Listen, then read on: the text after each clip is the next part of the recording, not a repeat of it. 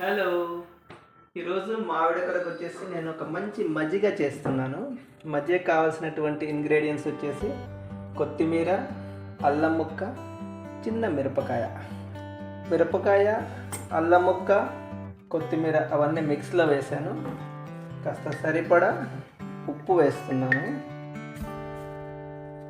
So ఈ మజ్జిగ వచ్చేసి షిరి పిల్లలు అత్తమ్మ మామయ్య వచ్చినప్పుడు కూడా ఒక్కోసారి మామయ్య అరే చేయరా ఒకసారి అని చెప్పేసి అలా ఇష్టంగా చేయించుకొని తాగుతుంటారు.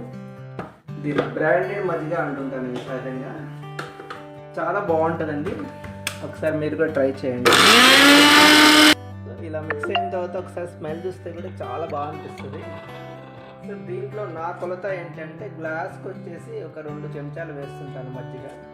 నలుగురం కాబట్టి రఫ్లీ వచ్చేసి ఒక 8 స్పూన్స్ వేస్తాను. ప్రాపర్గా క్లోజ్ చేసేసి ఈ యొక్క మూత సరిగా పెట్టుకోవాలండి, లేకపోతే ఏంటంటే పెద్ద పని అయిపోద్ది.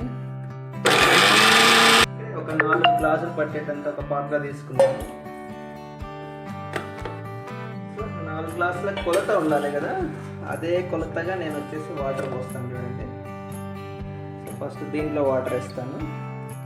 హాఫ్ నిమ్మకాయ సరిపోతుంది.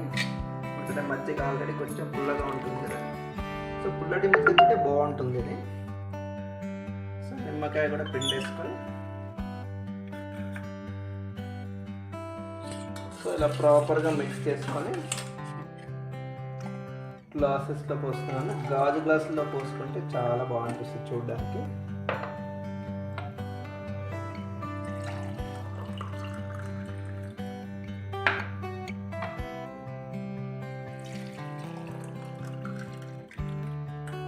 మజ్జిగ రెడీ అయిపోయింది.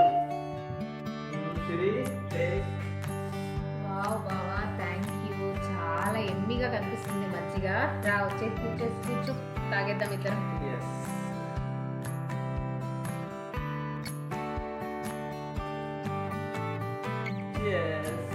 ఇలా మీ వారితో కూడా మీరు ఇలా మంచిగా మజ్జిగ చేయించుకొని తాగేసేయండి. మీకు ఎప్పుడైనా హెడేక్ ఉన్నప్పుడు, కొంచెం స్ట్రెస్ ఉన్నప్పుడు ఇలా చేసుకొని తాగితే చాలా బాగుంటుంది.